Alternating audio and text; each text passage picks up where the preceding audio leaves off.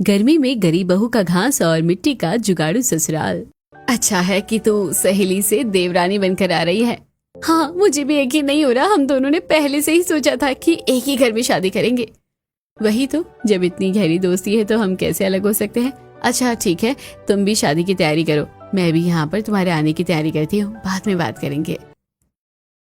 इतना कहकर सीमा call cut कर देती है और कॉल कट करते ही उसका मुंह बन जाता है। तुम्हें क्या लगता है कि मैं तुम्हारी खुशी के लिए इस घर में शादी करवा कर ला रही हूँ? अरे अगर मुझे तेरे साथ रखना होता तो पहले ही अपने देवर से शादी करवा देती। एक बार शादी करके आ तो सही, तब पता चलेगा कि असली क्या खेल है। सीमा का असली चेहरा कुछ और ही था। उसने पायल के सामने अलग तरीके से बात की और अकेले में कुछ और ही गहरा राज छुपा रही थी। जल्दी सीमा के गहरे राज का पर्दा उठने वाला है। फिलहाल आगे बढ़ते हैं। यहाँ दोनों घरों में शादी की तैयारी धूमधाम से चल रही थी।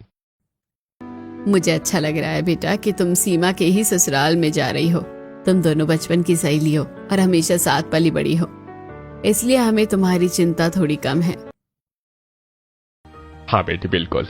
अब सीमा के ससुराल वालों को उसके घर वाले भी अच्छे से जानते हैं और फिर वहां पर तुम्हारा साथ देने के लिए तुम्हारी सबसे अच्छी सहेली भी तो होगी।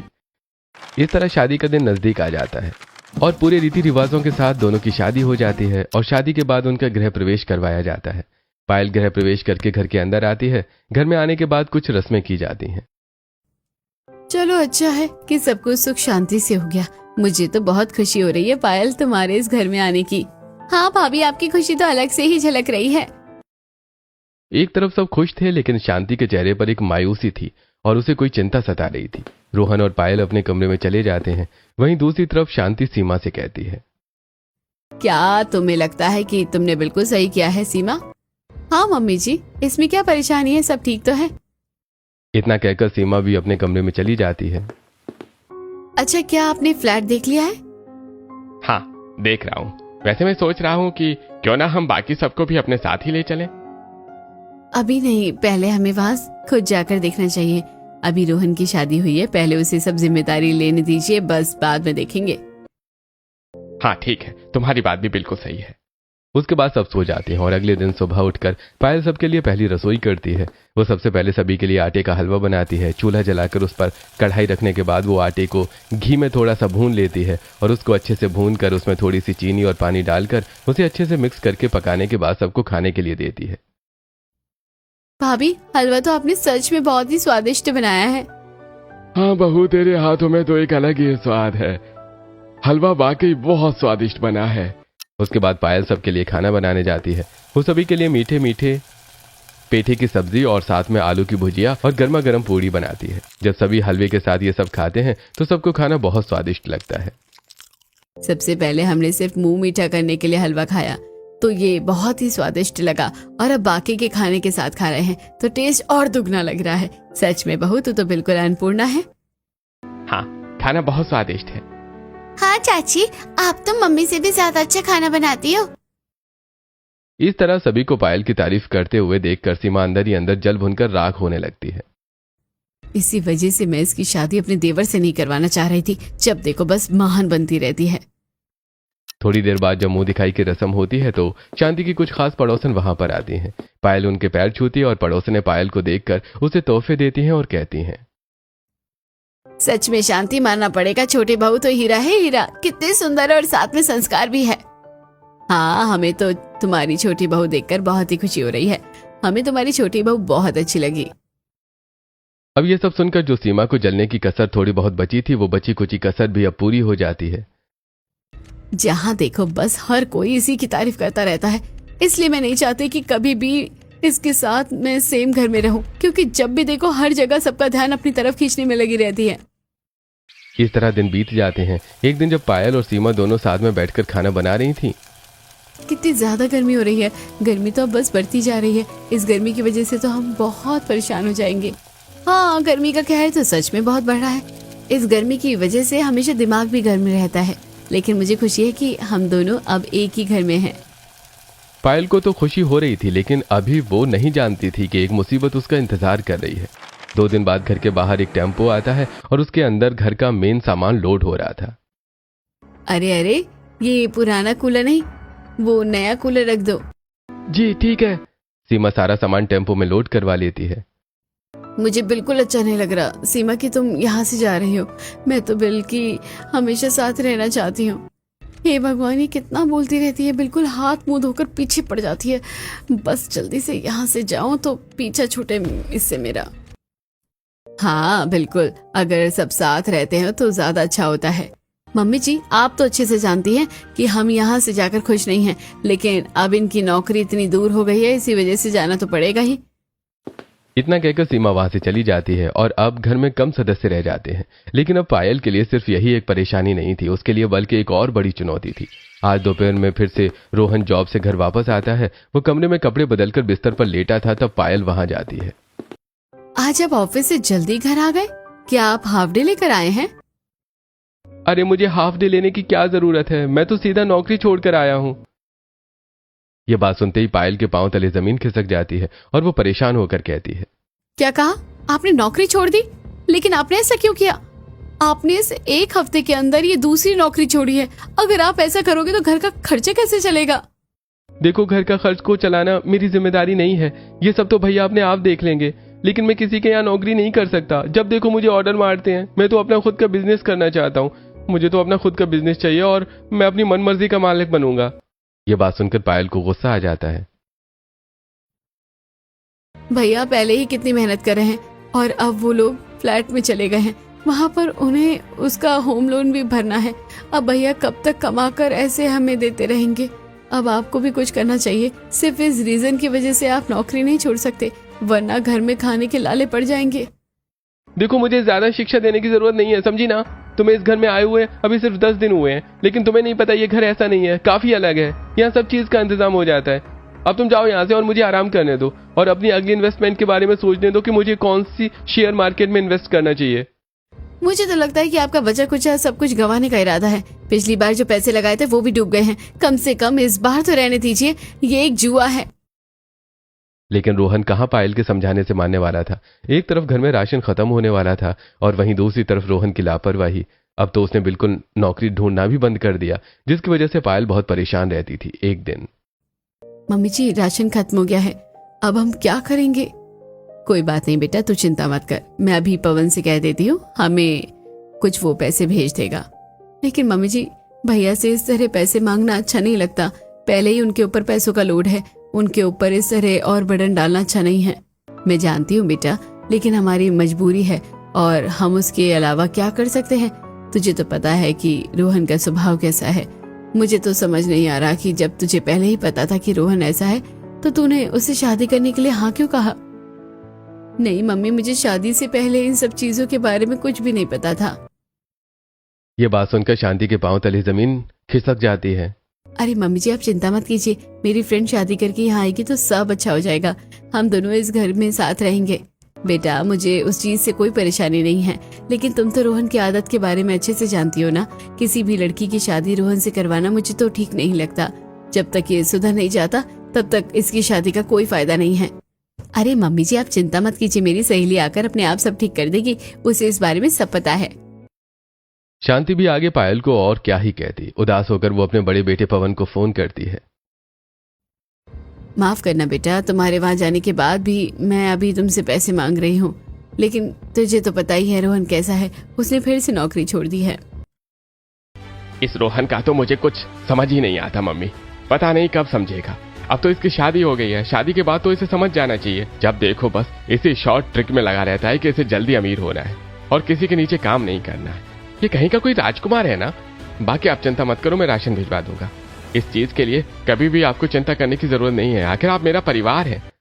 शांति का बड़ा बेटा पवन बहुत ही लायक था और वहीं दूसरी तरफ उसका छोटा बेटा रोहन बिल्कुल नालायक था। आज पवन राशन की दुकान से कुछ राशन घर पहुंचा देता है, लेकिन पायल को यह भी बिल्कुल भी अच्छा नहीं लग रहा था। इसलिए उसने ऑनलाइन काफी सारी कंपनी में अपना रेज्यूमे सेंड किया। दूसरी तरफ घर में इतनी गर्मी, सीमा अपने साथ सारा सामान ले गई थी और घर में सिर्फ अब एक कूलर ही बचा था, इसलिए सब साथ में सोते थे। आजकल ये कूलर की हवा भी फेल होने लगी है। सच में यहां तक बिल्कुल हवा ही नहीं आ रही है। अरे तो भैया को बोल दो ना कि हमें नया कूलर लाकर दे देंगे। अब क्या जिंदगी भर बुढ़ापे तक का तेरा ठेका वही लेता रहेगा? तुझे शर्म नहीं आती? तुझे भी तो कुछ कर लेना चाहिए। तो क्या हो गया? हम सब एक परिवार हैं, और अभी जो आप मुझे बेवजह डांटते रहते हैं, देखना एक दिन जब मैं बहुत अमीर हो जाऊंगा तब आप सब मुझे सैल्यूट करोगे। रोहन की ऐसी हरकतें देखकर पायल को तो बहुत गुस्सा आता था, इसलिए उसने फैसला कर लिया था कि वो नौकरी करेगी। अगले दिन शांति को वो बताती है, मम्मी जी, मुझे कंपनी ने कांटेक्ट किया है और मुझे इंटरव्यू के लिए बुलाया है, तो मैं आपसे पूछना चाहती हूँ क्या मैं नौकरी कर सकती हूँ? बेटा, तुझे इतना परेशान होने की जरूरत नहीं है, अभी तेरी नई नई शादी हुई है और तू आते ही काम करेगी। अब मम्मी जी, रोहन जी तो काम नहीं कर रहे तो किसी न किसी को तो करना होगा। इन्होंने किसी से पैसे उधार लिए हैं। कल उस आदमी का भी इनके पास फोन आया था, इसलिए मुझे लगता है कि किसी एक को तो काम करना जरूरी ही है। शांति को भी मजबूरन न चाहते हुए भी हाँ करना पड़ता है, और अब पायल इंटरव्यू के लिए जाती है। देखिए, आपकी नॉलेज तो बहुत अच्छी है, यानी आपने पहले 1 साल कंपनी में काम किया, लेकिन उसके बाद गैप क्यों आ गया? दरअसल उसके बाद मेरी शादी फिक्स हो गई थी और कुछ समय के लिए मुझे जॉब से गैप लेने को बोल दिया गया। ठीक है, तो कल से आप यहाँ पर ज्वाइन कर सकती हैं। Thank you so much sir. इस तरह पायल को जॉब मिल जाती है और वो खुशी खुशी घर आती है। जब ये बात सबको पता चलती है तो सब खुश होने के बजाय थोड़ा दुखी होते हैं। क्या बात है, आप सब इतना परेशान क्यों हैं? क्योंकि हमारे नालायक आवारा बेटे की वजह से तुम्हें नौकरी पर जाना पड़ रहा है। बहू, मुझे बिल्कुल भी अच्छा नहीं लग रहा। कोई बात नहीं पापा जी, मुझे पूरा यकीन है कि एक दिन उन्हें सब समझ आएगा, लेकिन तब तक हमें भी तो कुछ करना चाहिए। वहीं गर्मी से सबकी हालत खराब थी और निधि जब पानी पीती है तो एक तो पहले घर में फ्रिज था, सीमा भाभी फ्रिज भी ले गई, अब तो ठंडा पानी भी नहीं मिलता। तुझे कहा तो था बर्फ खरीद कर ले आ, माँ लाती तो तब जब पैसे होते। सबको परेशान देखकर पायल एक जुगाड़ करती है। वो रसोई के पास वाला एरिया, वहां की मिट्टी को अच्छे से खोद देती है। पायल ने निधि को घास लेने भेजा था, और निधि जब घास लाती है तब पायल वहां पर बहुत सारी घास रखकर उसमें पानी डाल देती है। फिर वो मटके पर गीला कपड़ा लगाकर उस मटके को उसके अंदर रख देती है। थोड़ी देर बाद पानी ठंडा हो जाता है। भाभी, आपने कितना अच्छा जुगाड़ किया है। हाँ, पानी बिल्कुल ठंडा हो गया। अब इस तरह पायल जॉब करना शुरू कर देती है, लेकिन इतनी गर्मी में सुबह घर का काम करके जाने के बाद और ऑफिस से पूरा काम करके घर आकर काम करने में पायल की हालत खराब हो रही थी। इसीलिए रमेश, शांति और निधि सब उसकी मदद करते हैं। जब अगले दिन पायल ऑफिस से घर वापस आ रही थी तो बाप रे, कितनी ज्यादा गर्मी है। इतनी गर्मी में तो पूरा सिर घूमने लग गया है। पायल घर आती है तो देखती है कि निधि आटा गूंथ रही थी और शांति और रमेश दोनों मिलकर सब्जी काट रहे थे। मम्मी जी, पापा जी, आप दोनों को इस तरह परेशान होने की कोई जरूरत नहीं है। मैंने कितनी बार कहा है कि ये काम मैं खुद कर लूंगी। क्यों बेटा, अगर हम मदद कर देंगे तो कुछ गलत हो जाएगा? नहीं ना, तू इतनी मेहनत से बाहर से काम करके आती है तो क्या हम तेरे लिए इतना भी नहीं कर सकते? हाँ बहू, चिंता मत करो, हम खाना अच्छा बनाएंगे। हाँ, तुम्हारे जितना स्वादिष्ट नहीं बना पाएंगे, लेकिन खाने लायक तो बन जाएगा। हाँ भाभी, अब जल्दी से नहा लीजिए, फिर हम साथ बैठकर खाना खाएंगे।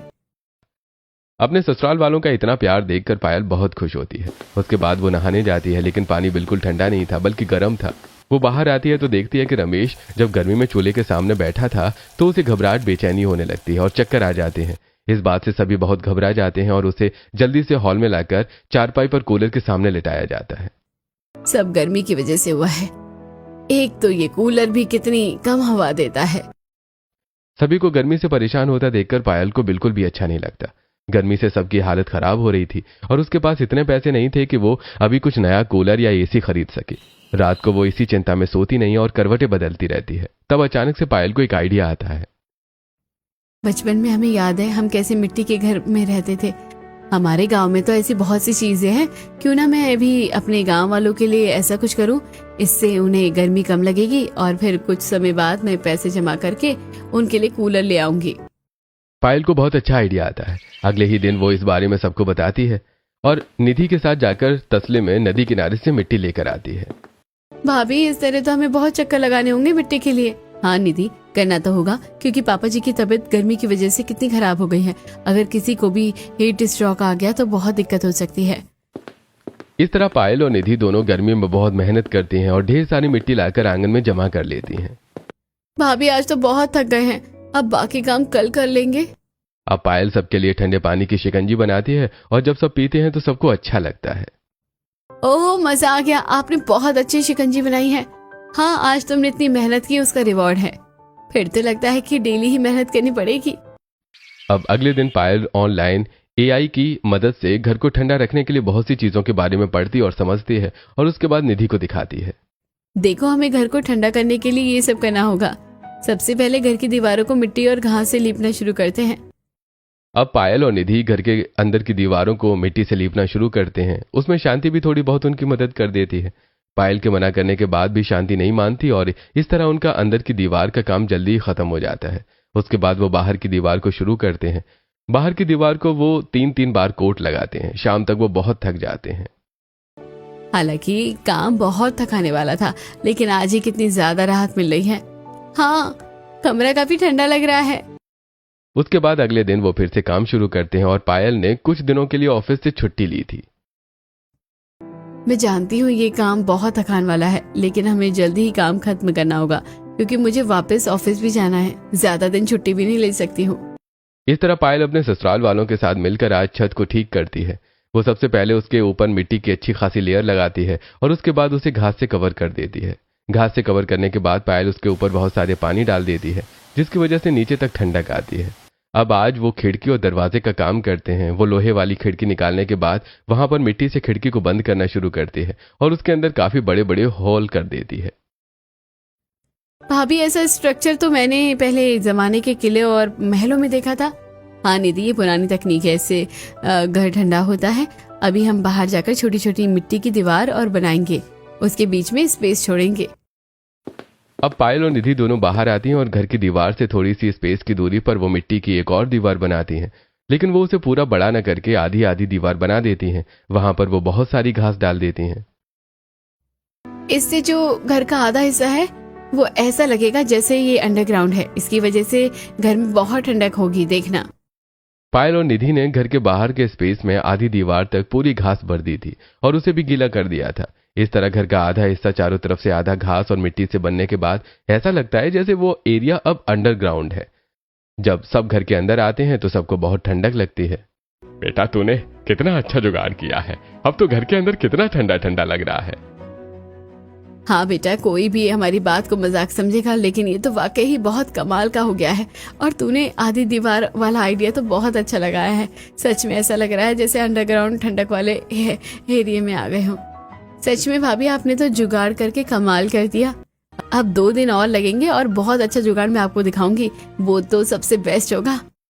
बाकी सब तो खुश हो रहे थे, लेकिन रोहन वहां आकर मुंह बनाता है। क्या ये इन सब चीजों में इतनी मेहनत करके टाइम वेस्ट कर रहे हो? भैया को ही बोल देना चाहिए था।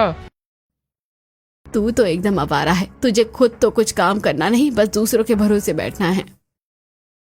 हर कोई रोहन को डांटता ही था, लेकिन उसे कोई असर नहीं पड़ रहा था। वहीं दूसरी तरफ, क्यों ना हम सबके लिए एक फ्रिज और कूलर खरीद कर दे दें? कोई जरूरत नहीं है। अब अगर आप भी उनकी सारी इच्छा पूरी करोगे तो रोहन कैसे सुधरेगा? फिर उसे कभी समय और पैसों की कीमत पता नहीं चलेगी। आपको उसे बिगाड़ना नहीं चाहिए, सुधारना चाहिए। तुम सही कह रही हो। अगर किसी को सब चीज मिल जाती है तो वो फिर कुछ नहीं करेगा। ठीक है, कुछ दिन करके देखते हैं। सीमा ने जलन में ऐसा कहा था और पवन ने रोहन की भलाई के लिए। वहीं दूसरी तरफ आज पायल घर के बाहर की तरफ मिट्टी से दीवारें और ऊपर घास और डंडे से छत तैयार कर देती है, लेकिन साथ में उसके आगे बहुत बड़ा सा छज्जा निकाल देती है। यानी बाथरूम की छत सिर्फ उसकी 4 दीवारों तक सीमित नहीं रहती, बल्कि बहुत आगे तक आ जाती है, जिससे उस एरिया में छांव रहती है। ऐसा ही पायल आज घर की छत के साथ करती है और उनकी छत भी वो बहुत आगे तक बाहर निकालकर उसका छज्जा बना देती है। इस तरह तो हमारा आंगन भी ठंडा रहेगा। अब पायल पूरे आंगन में अच्छे से घास डाल देती है और वहां पर घास उगा देती है। मम्मी जी, जब पूरे आंगन में घास उग जाएगी तो हम ये ऊपर से डाली हुई घास को हटा देंगे। उसके बाद पायल एक लकड़ी का रेक्टेंगल बॉर्डर बनाती है और उसके बीच में बहुत सारी घास से उसे कवर कर देती है। उसमें वो मजबूत रस्सी बांधने के बाद घास को अच्छे से फिक्स करती है। साथ में नीचे उसके 4 पैर बनाकर घास की चारपाई बना देती है। इस तरह पायल मेहनत से सारा काम कर रही थी। एक दिन में ये सारा काम खत्म हो जाता है और अगले दिन वो बाथरूम के बाहर वाली छत की छांव गड्ढा खोद कर इसमें ईंटों से एक छोटा सा गोला बनाकर स्विमिंग पूल बना देती है और वहां पर पर्दा लगा देती है। अब आपका ठंडा घर और ठंडा बाथरूम तैयार हो गया है। ये सब देखकर सब बहुत खुश होते हैं। उसके बाद पायल निधि के साथ मिलकर मिट्टी का एक ठंडा फ्रिज बनाती है। वो मिट्टी का बना हुआ ढांचा रख देती है और उसके ऊपर घास को रख देती है। अब उसके अंदर मिट्टी के बर्तन में खाना रख देती है। खाना भी काफी देर तक ठंडा रहता है। वहीं दूसरी तरफ घर के बाहर जो आंगन में उसने शेड बढ़ाकर छांव बनाई थी, उसमें वो अपना चूल्हा लगा देती है ताकि घर के अंदर गर्मी ना हो। वो काफी मेहनत से अपना मिट्टी का चूल्हा बनाती है। सच में कोई तो ऐसे ही कहता है, लेकिन मैं सच कहती हूँ कि मेरी छोटी बहू लाखों में एक है। बहू, तूने सच में साबित कर दिया कि जहां चाह होती है वहां राह होती है। इस तरह सब बहुत खुश होते हैं और अब वो गर्मी में ठंडे घर में रहते हैं। वहीं दूसरी तरफ रोहन की आदत नहीं सुधर रही थी। उसने फिर से पैसे इन्वेस्ट किए और फिर से उसे लॉस हुआ। अरे यार, ये फिर से सारे पैसे हार गया मैं तो। इस तरह दिन गुजर रहे थे और कुछ दिन बाद पायल बहुत सारी लकड़ी, घास और मिट्टी लाती है और उन सभी को इकट्ठा करने के बाद उसका कूलर की तरह ढांचा तैयार कर देती है। अब वो निधि के साथ कबाड़ी की दुकान पर जाती है। बहन जी, मोटर बिल्कुल ठीक है, इसे आप चला सकती हैं। ठीक है भैया, आप हमें ये मोटर दे दीजिए। पायल मोटर लेकर घर आ जाती है और उसके अंदर अच्छे से मोटर को फिक्स करवा देती है। पायल ने उसके अंदर बहुत सारी ठंडी घास डाली थी, जिसकी वजह से वो कूलर बेहद ठंडी हवा दे रहा था। अरे आज रात को तो इस कूलर के नीचे सोने में बड़ा मजा आने वाला है। तूने बहुत अच्छा किया बेटा कूलर बनाकर। हमारे पुराने वाले कूलर की मोटर सच में खराब हो गई थी, क्योंकि उसके अंदर से तो हवा आनी बंद हो रही थी। बहुत कम हवा आती थी। भाभी, आपने तो इतने सारे जुगाड़ करके सच में कमाल कर दिया। इस तरह सब खुश हो रहे थे। जब अगले दिन सीमा और पवन दोनों वहां जाकर ये सब देखते हैं तो उनको भी काफी हैरानी होती है। और पिंकी तो वो छोटा सा स्विमिंग पूल देखकर बहुत खुश हो जाती है। वो उसके अंदर निधि के साथ ठंडे पानी में नहाती है। बुआ, ये तो कितना सुंदर है और अच्छा है। हमारे घर में स्विमिंग पूल भी है। हाँ बेटा, सब कुछ तुम्हारी चाची ने किया है। पवन भी ये सब देखकर हैरान था। बेटा, सब कुछ छोटी बहू ने किया है। वो हमें गर्मी में परेशान देखकर खुद परेशान हो रही थी, इसलिए उसने सिर्फ हमारे लिए इतनी मेहनत की। सच में पायल बहू का कुछ कहना नहीं। अब तो नौकरी भी करती है सिर्फ घर को चलाने के लिए। हमारी छोटी बहू ने कितना कुछ किया है। सब पायल की तारीफ कर रहे थे और सीमा जल भुनकर राख हो रही थी, लेकिन पवन को बुरा लगता है। मम्मी पापा, अगर इतनी कंडीशन खराब थी तो आपको मुझे बताना चाहिए था। बेचारी पायल को भी कितना ज्यादा परेशान होना पड़ा। मैं यहाँ से चला गया, इसका मतलब ये नहीं है कि आप मुझसे बातें छुपाएंगे। नहीं बेटा, हम तो तुझे बताना चाहते थे, लेकिन पायल बहू ने मना किया कि अभी तुझे परेशान नहीं करना चाहिए। तेरे ऊपर भी अभी लोन का और बाकी सब खर्चों का भार है। पायल ने कहा है कि हमें हर परिस्थिति का सामना करना आना चाहिए और हार नहीं माननी चाहिए। सच में बहू के जज्बे को सलाम है। इस तरह सब पायल की तारीफ कर रहे थे। हालांकि घर में अभी कुछ अच्छा भी होने वाला था और साथ में बहुत बुरा भी। कुछ दिन बाद पायल सबको बताती है कि वो मां बनने वाली है, तो इसकी खुशी सबको हो रही थी, लेकिन साथ में रोहन को भी इसकी खुशी थी। हाँ पायल, मुझे बहुत खुशी है। फिर तो मैं अपने बच्चों के लिए और मेहनत करूंगा और जल्दी अमीर होकर उसे बहुत अच्छी जिंदगी दूंगा। मैं तो बस आपसे इतना कहना चाहूंगी कि हम शॉर्टकट की बजाय अगर अच्छे से चले तो हमारी जिंदगी अच्छी हो सकती है, क्योंकि ऐसे में बहुत लॉस हो रहा है। लेकिन रोहन कहाँ समझने वाला था। अगले दिन उसने जिस आदमी से कर्जा लिया था वो आदमी अपने साथ कुछ आदमियों को लेकर वहां आता है। अरे भाई, मेरा पैसा तूने अब तक नहीं दिया। तुझे क्या लगा तू हमारे फोन नहीं उठाएगा तो हम तुझे छोड़ देंगे? अरे नहीं, ऐसा नहीं है। मैं तो बस पैसों का इंतजाम कर रहा था। आप मुझे छोड़ दीजिए। अरे इनके घर से जितना भी सामान है सब उठा लो। वो अंदर जाते हैं तो उन्हें कुछ खास सामान नहीं मिलता, बस लकड़ी का कूलर मिलता है। तो उन्हें गुस्सा आता है। वो वहां का सामान तोड़ देते हैं। पायल उन्हें रोकने की कोशिश करती है। कृपया करके ऐसा मत कीजिए, हमने बहुत मेहनत से इस घर को बनाया है। लेकिन वो आदमी पायल को धक्का मारकर गिरा देते हैं। ऐसा मत समझना कि हम तुझे छोड़ देंगे। तुम्हारे तो घर में भी कुछ ढंग का नहीं है। धमकी देकर आदमी वहां से चला जाता है। लेकिन रोहन को पायल की बड़ी चिंता होती है, तो वो उसे जल्दी से हॉस्पिटल लेकर जाता है। वहां पर पायल की डॉक्टर उसे चेक करती है। अभी तो बच्चा और माँ बिल्कुल ठीक है, लेकिन अगर दोबारा ऐसा कुछ हुआ तो कुछ भी हो सकता है, ध्यान रखिए। ये सब देखकर और ऐसा सुनकर रोहन के मन में डर बैठ जाता है। आज रोहन लाइफ की सिचुएशन को देखकर बहुत सीरियस था और गुमसुम भी। वो किसी से नजरें नहीं मिला पा रहा था कि उसकी वजह से ऐसा हुआ। वहीं दूसरी तरफ पायल भी मायूस थी कि इतनी मेहनत से उसने जो जुगाड़ किए वो सब खराब हो गए। लेकिन पायल के अंदर अलग ही जुनून था। इतनी आसानी से वो कहाँ हार मानने वाली थी। वो उन सबको ठीक करती है। सबसे पहले जो फ्रिज टूट गया था उसे ठीक करती है। बेटा रहने दे, अब क्यों दोबारा मेहनत कर रही है, सब खराब हो गया। तो क्या हुआ मम्मी जी, यही तो जिंदगी है। जो खराब होता है उसी को संवारना होता है, चाहे वो मिट्टी हो या सोना। ये बात रोहन के मन को छू जाती है और वो अब पायल का ऐसा जुनून देखकर उसकी मदद करता है। ये देखकर पायल बहुत खुश होती है। कोई किसी से कुछ नहीं कहता, लेकिन सब एक दूसरे को देखकर फिर से हिम्मत करते हैं और सब कुछ ठीक करते हैं। जो फ्रिज टूटा था उसे ठीक किया जाता है, बाहर जो मिट्टी की दीवार खराब थी उसे दोबारा ठीक करके उसके गैप में घास को डाला जाता है, फिर दोबारा चारपाई को भी ठीक किया जाता है। इस तरह सब कुछ ठीक हो जाता है और इस बार वो नए सिरे से कूलर बनाते हैं। इस बार रोहन ने कूलर बनाने में सबसे बड़ा सहयोग दिया। देखो पायल, तुम्हारी तरह तो अच्छा नहीं बना लेकिन कोशिश की है। ये अच्छा है, बल्कि मुझसे भी बेहतर। इस तरह सब मेहनत करते हैं और फिर से सभी जुगाड़ करके घर को पहले की तरह कर दिया जाता है। जब ये बात पवन को पता चलती है तो ये सब गलत हुआ, हमें आज ही वहां जाना है और सबके लिए हम सामान खरीद कर देंगे। और मैं तो सोच रहा हूं कि उन्हें यहां ले आता हूं, जो भी कर्ज है मैं चुका दूंगा, एक और लोन ले लूंगा। ये बात सुनकर सीमा भड़क जाती है। अब कब तक उनके लिए करेंगे? हमने क्या ठेका लिया है उनका 7 जन्म तक का? उनके लिए हम कुछ नहीं करेंगे, वो खुद से करेंगे। वाह, तुमने बहुत अच्छी बात कही। आज समझ आ रहा है कि तुम भले के लिए नहीं बल्कि तुम्हारे अंदर जहर है, इसलिए तुम मुझे मेरे घर वालों को कुछ भी देने से मना करती थी। लेकिन याद रखना, वो मेरा परिवार है, मैं उन्हें मुसीबत में नहीं छोड़ूंगा। तुमसे अच्छी तो पायल है जिसने घर के लिए कितनी मेहनत की है। जब देखो हर कोई बस पायल पायल ही करता रहता है। बचपन में भी हर कोई मुझसे ज्यादा उसकी तारीफ करता था। वो ज्यादा सुंदर है, वो ज्यादा अच्छी है, उसके मार्क्स भी मुझसे ज्यादा आते हैं। बस बहुत हो गया उसके लिए, मैं किसी को कुछ नहीं करने दूंगी। ये सब तुम्हारी जेलसी बोल रही है।